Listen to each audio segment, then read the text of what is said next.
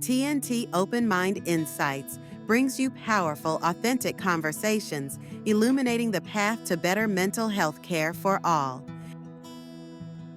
Hi, Dr. Simon. It is such a pleasure to have you here and talk with you today. Thank I'm you. really looking forward to learning more about both your clinical work and Yeah, research. I appreciate that. I'm Y- excited to be here. Yeah. Yeah.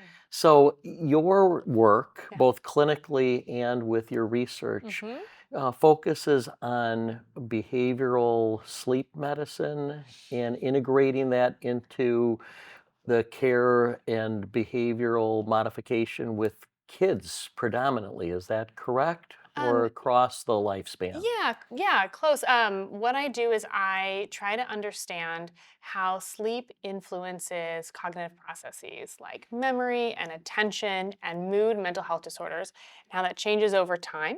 And I look at that in typically developing youth and then youth with pediatric patient populations. And I try to understand how sleep is this gateway into what's going on in the brain. Oh, that's Yeah, fantastic. Well, and it's something that we do a lot over yes, the course of our lifetime, right? absolutely. Yeah. So have you found that there's a unidirectional relationship between sleep hmm and cognition, or hmm sleep and mental health, or is it Yeah. bidirectional? Yeah, it's a great question. So, with respect to mental health and sleep, we know that sleep can make mood symptoms worse, and we know that mood symptoms can also make our sleep worse. So, it's definitely a bi-directional situation there. And the same is with cognition. So, we know that sleep facilitates things like memory. So, when we learn something during the day, we remember it at night. Sleep is facilitating that. And then our sleep actually is changing based on what we're learning. So, we can see different, very specific kind of oscillatory events that may increase because of the load of learning. Oh, that's Yeah. fascinating. Can we kind of delve into Sure, that? yeah. How and in what ways does what we're learning hmm impact the sleep and those oscillations? That fascinates me. Yeah, absolutely. It's really exciting. So, when we're doing things like hippocampal dependent memory tasks, so um, uh, memory can be many different things, but one of the things that I study is a type of memory called episodic memory. Okay. And those are kind of those who, what, where, when, why events. You remember your fifth grade birthday? That's an episode, that's an episodic memory.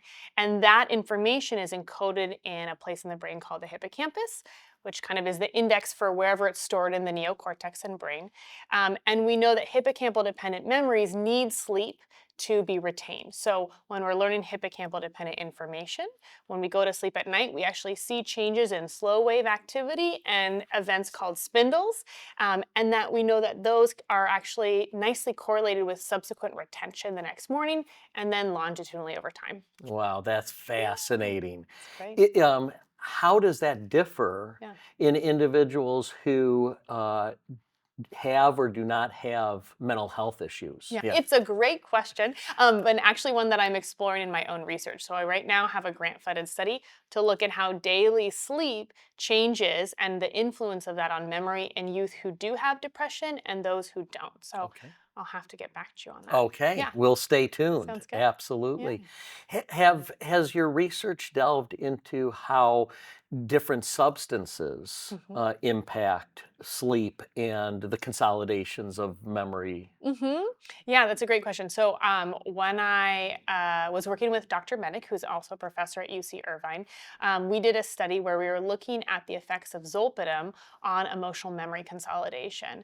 And what we found is that so for emotional memory consolidation, what we know is typically you can have negative things that you learn, neutral or positive. And in this study, we were looking at the difference between retaining negative images, pictures, Yep. versus neutral. And overnight, when we gave healthy college age youth zolpidem, they maintained the memory of the negative Of information. the negative information. Oh, Yeah. And so interesting. almost keeping that information longer when we would expect a blunting of that Yes. negative affectivity retention. Oh, that has such Yeah. implications in Yeah. terms of how we use the different medications Yeah. and how it might impact the individuals that we're treating. Can you please explain when you say zolpidem, Yeah. what are you referring to? So commonly known as Ambien. So essentially a sleep med or a sleep aid that we know can facilitate sleep overnight, Yes. but we know that it alters the oscillatory events overnight, and it can change what that looks like. Yeah, and Mhm. if I heard you correct, Yeah. with some potentiation or elongation of negative Mhm. affective information. Yes, Wow, exactly. that Yeah. has some implications, doesn't it? Yeah, absolutely. Because a Yeah. lot of mental health disorders have sleep issues, and we frequently prescribe things that are Yes. sleep aids. And so the question then becomes, we did this in a healthy college age population, but what does it look like in a clinical population Mhm. who's also given this medication? Correct. So definitely a next study. An important one, Yeah. because in that patient population, often already a predilection to Hmm. holding on to negatively affective information and memories. I mean, that's part of what we try to target with Yes, our therapies, isn't it? Oh, exactly. And so so, yeah, interesting. So to maybe kind of come at this yeah. from another angle, what has both your clinical Hmm. and research experience found as the most helpful interventions Yeah. when there are sleep difficulties? Yeah, it's a great question. So, I have really been focused on behavioral sleep medicine in youth and children. Yeah. And really, what we realize both from the what I'm seeing in the data and what I've done with my patients is sleep consistency. So going to the bed around the same time and waking up around the same time is really critical, as well as the duration. Mm, Kind of those are the two big things that make a real difference. When we're going to bed at lots of different times, we have a lot of variability in our bedtime. What happens is we have this mismatch with our internal clock. So our circadian rhythm can kind of get off. And what we know from the literature, from many different people, is that this can increase our risk for mental health, increase our risk for relapse if we are abusing substances. We generally have worse immune functioning. So that variability, or the flip, the yeah. consistency is really key. Key. Yeah. Yeah, yeah. Well, as a dad of Yeah. now 3 20-year-old sons, Yeah. have certainly lived the inconsistency of sleep cycles, Absolutely. especially during those teen years. Yeah. Any recommendations, any advice to parents who are going and navigating those years with their kids to help with sleep consistency? Yeah, it's a really tricky age because It with is. puberty, Yeah. we have this delay of melatonin, which is the hormone that kind of signals to us it's time to go to bed. We have a lot of social activities that push us back, and school start times Yeah. are a social requirement that we're up by a certain Right. period, Isn't right? that So the it's yeah. really tricky. So a nice thing is there's this kind of societal push to push high school start times back, which we're Mhm. seeing benefit students a lot.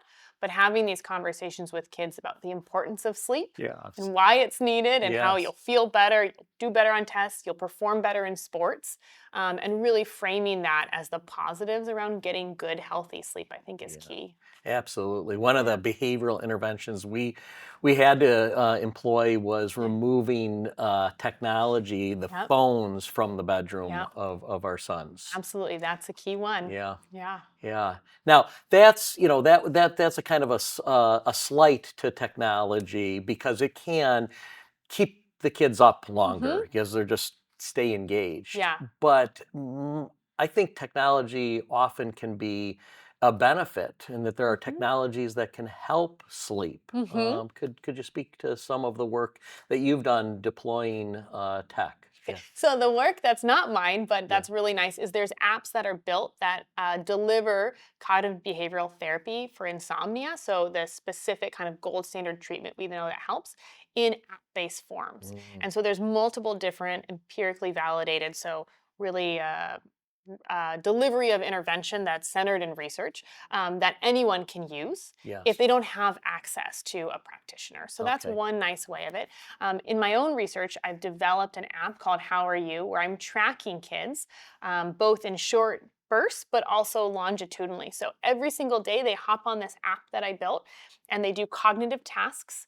They report on their sleep, how they're feeling, how they're doing, and then they're doing something called ecological momentary assessments where they're doing mood checks. How oh, are you feeling today? yeah, What's it feel like? How angry or sad? That sort of thing. And so day to day, we're able to see these changes yes. all over. And then we're having these kids do this multiple times over a year.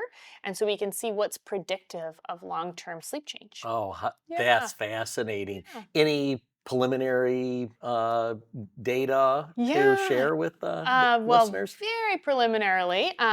what we're already finding is subclinical depressive symptoms. So kids who have a little bit higher depressive symptoms but aren't diagnosed with depression, they're kids who seem to have a decline in their total sleep duration faster than kids who don't. Is So we're following up to see if this will actually continue across the year. yes. But if so, it might be a nice marker for an early intervention for kids as young as 9. As young as 9. Yeah. Oh, that's Mhm. wonderful. Yeah, we'll see. Yeah, so important to Mhm. be looking at how do we have both screening and Yeah. interventions as early as possible, isn't it? Absolutely, yes. I Yeah, think being proactive is what makes the difference for longitudinal trajectories of our kids. yeah, Yeah. yeah. I wonder if we can talk about another sleep related topic, Okay. but not sleep in the evening, Yeah. but napping during the day. Yeah, absolutely. Because there's a lot of misinformation and confusion Yeah. in regards to should we nap, should Yeah. we not nap, how long are we supposed to nap? Yeah. Thoughts on that? Yeah, absolutely. So napping is a wonderful thing. It can be definitely a tool Yeah. and it can also be detrimental. So there's two sides of the Mm, same coin. okay. Um, People nap for a lot of reasons, right? They nap because it feels good and it's fun. They nap because they need it. They need that catch up sleep or when they're sick, right? Yeah. There's lots of different reasons. And depending on the goal for why you nap, it can facilitate or hinder your later sleep. So for Interesting. people who have insomnia, we're going to try and stay away from naps because we know that that nap during the day can make it harder for them to fall asleep at night. Okay. But people like shift workers, sometimes they need that nap. Kids need naps, things like that. Yeah. Sometimes older adults need naps. Yeah. So, yeah, I think in Yeah. general, you can have a lot of positives from napping. Really good. Yeah. Yeah, parents often need Yes, parents naps, right? especially need naps. Yeah. Absolutely. Yeah. Is there a threshold? Is there too long of Yeah. napping during the day that it is more likely to disrupt sleep, or is that variable as well? Yeah, so it depends on what you want and again the goal. So if you're sleeping for 20 minutes, you have a short cat nap, you're going to get a little bit of kind of moderately deep sleep. So you go into what we call stage 2, Okay. non-rapid eye movement stage 2. If you sleep up to an hour, you're going to get that nice restorative deep sleep. That Hmm. can benefit your immune functioning. We know it benefits your memory. And if you sleep all the way up to 90 minutes, we know that last bit will include REM sleep, and that can really benefit your creativity. Is that right? Yeah, REM sleep we know has this kind Ah, of insight and support of creativity. yeah. If you wake up not feeling good, then Yeah. it's been you've slept too long. Yeah, Okay. All absolutely. right. But also through the day, if you sleep and nap too late, it Yeah. can affect your night because Yeah. what happens is across a night, our pressure to sleep builds. And so if that pressure is dampened by Yeah. a nap, it won't necessarily rise to that same level, so it can be harder to fall asleep at Oh, night. Yeah, that is such empowering information in terms of, we can get a sense of what do yeah, our bodies need and what do our brains absolutely. need. And Exactly. if we've got the need for creativity Mhm. later in the afternoon, maybe Yeah, that 90-minute nap yeah. is what we need. Absolutely, and it's nice Ah, to kinda test it out and see that's what you really want. good. Mhm. Well, I was excited to Yeah, talk with you and pick your mind a bit here. It is so evident that yeah. you love what you do, Yes. and your passion just is I do. is so evident. Oh, thank you. How did you come to do what you do? Oh, And where did this interest and passion come from? yeah, it's a great question. So, um, I grew up in a family of teachers, and my dad's a professor, and so they really instilled in me this love of learning and appreciation for knowledge. I went to college thinking I wanted to be a doctor, Is that actually, and realizing very quickly that body fluids were not something I wanted to engage with, not blood, yeah. and realized quickly that I really enjoy talking with people. Mm, And I was fortunate enough to take a class from Professor Matt Walker when I went to UC Berkeley, and he taught the class The Science of Sleep. And I remember sitting there in my undergraduate thinking, this is it. This is the is that coolest thing I've right? ever seen. I want to do this. I want to do this with kids.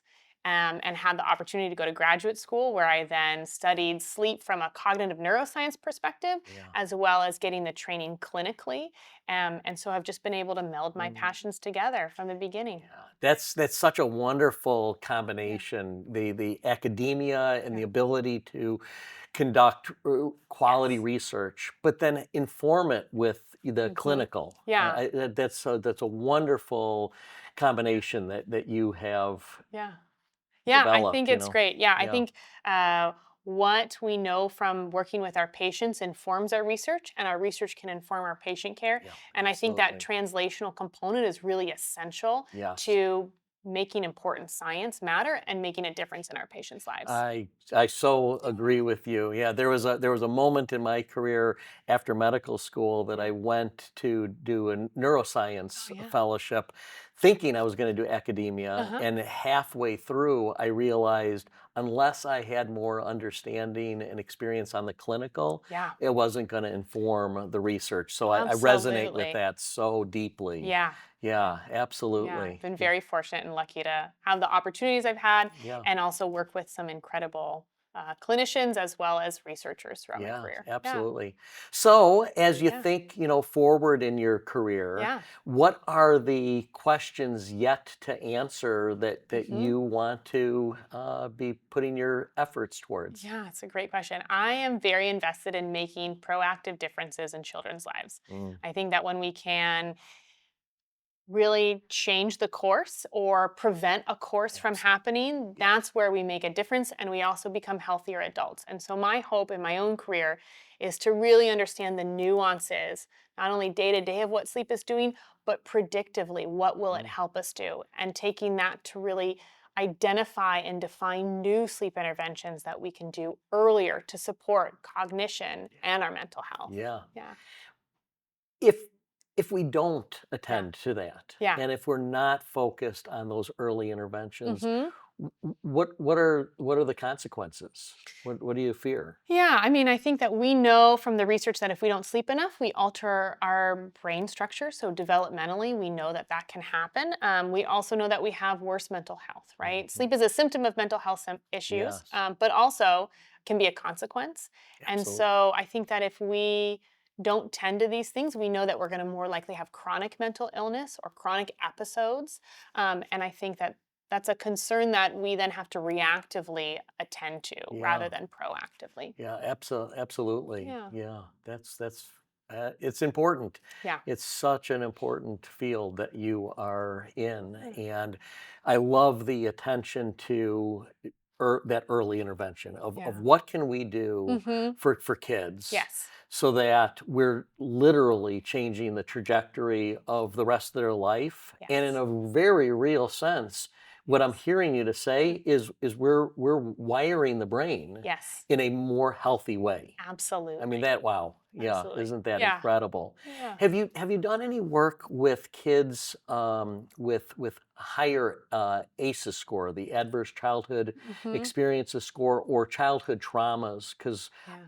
that has such implications in terms of brain development and future mental Yeah. health in adults. I'm wondering how does that Yeah. interface with sleep as well? Yeah, Any thoughts? absolutely. I don't personally work with that. We have kids who come in and we assess these things. We do it with something called the Quick, Okay. and that is looking at unpredictability in Mm, childhood, which is also a metric of ACEs, right? If you think yes. about how predictable your environment is, Yes. then that is also going to lead to how you respond and react. Mm, I don't work with kids who are undergoing trauma right now, but I mainly work with other pediatric populations. So kids with co-occurring medical disorders to yeah, understand how, on top of everything else, what do disease symptoms do for gotcha. our sleep and health? Oh, fantastic. Yeah. Thank you. How do you see your work penetrating or influencing Mhm. general pediatrics? Yeah. You're in the Department of Pediatrics, Yes. correct? Very And much so. and so how does that going to affect the work of pediatricians and your interactions with them? Yeah. I think that sleep is the hub of everything personally. Yeah. I think it touches every single aspect of our life, and I think it's essential. Not only that we're looking at it, but we're making sure that we get healthy sleep. And I think that all the pediatricians I know are as equally invested in their patients having good sleep because they see it coming in all the time. So we have wonderful colleagues who work on that as well. And that's also one of the reasons I got involved with a TNT program, is to spread this knowledge and awareness of behavioral sleep medicine Yeah. so that pediatricians who aren't at UCI can also have this knowledge base to assess and intervene with their own clients. Outstanding. Well, Yeah. you've got an ally that, working in the adult population. I see so frequently how from both a substance use disorder and Mm-hmm. mental health perspective in adults, Yeah, really the origins, the neurodevelopmental moments were in childhood. absolutely. And so again, that Yeah. that really looking at assessing and Mm-hmm. then intervening early. Mm-hmm. What I love about it is I may never see those individuals because their brains, their development Yeah. has taken a different path. Yeah, Right. absolutely. That's That's the hope. fantastic. Yeah. Yeah, yeah. If you could use a magic wand Okay. and could see changes Mm-hmm. in terms of how we intervene Mm-hmm. with kids Sure. to improve sleep, to Mm-hmm. improve their cognition and reduce mental health. Mm-hmm. What are some of the kind of the key takeaways that you'd want people to Yeah. to know that with that magic wand, this is where we Yeah. need to go? Yeah. I think as a society, we need Yeah. to appreciate sleep. I Okay. think Good that start. we frequently hear the message, oh, I slept 4 hours and this is why I am so successful in life. And I think that when we get that message, it falls down to our children, right? They hear it Absolutely. from their parents. They hear, I didn't sleep that much, but I'm still doing well. And I think that we as a society need to change the message around sleep and start it young and start that support early. So even in the preschools, providing additional support for things like sleep rooms, right?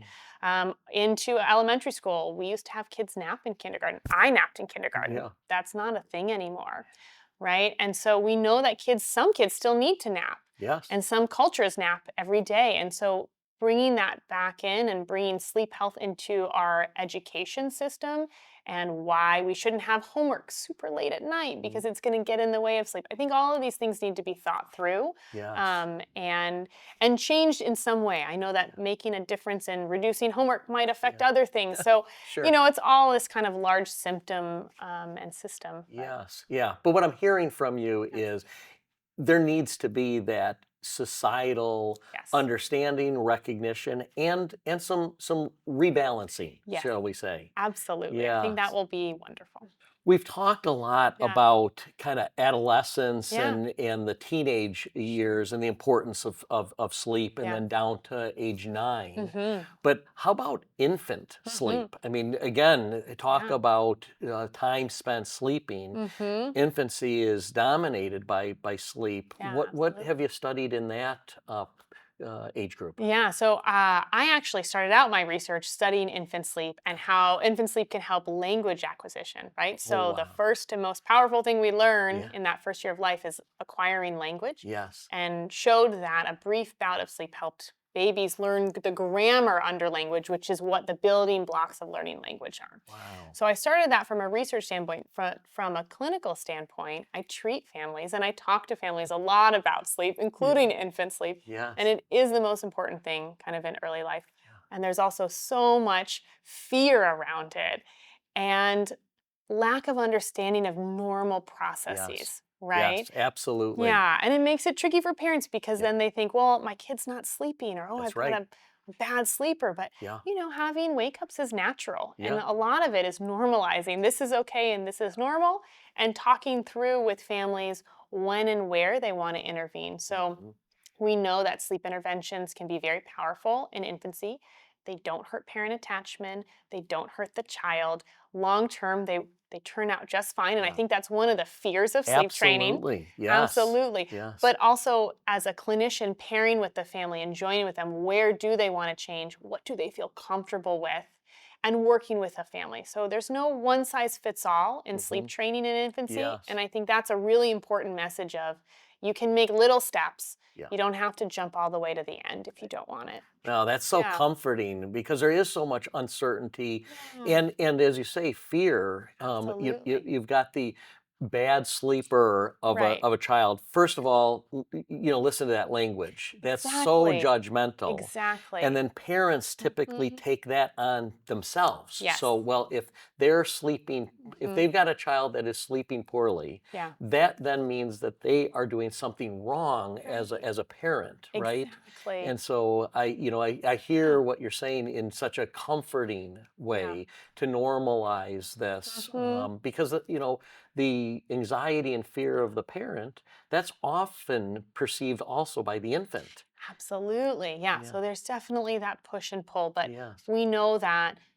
sleep can be intervened with at any age successfully. And we know that also making parents feel more comfortable, Yeah. not only in helping their infant sleep, but knowing when it's okay, Yes. right, is really Yeah. important. No, Yeah. that is such comforting Yeah. words to so Absolutely. many parents Yes. out there. We've spent time talking Mhm. about proper sleep hygiene, Yeah. having that regular bedtime and Yeah. consistency.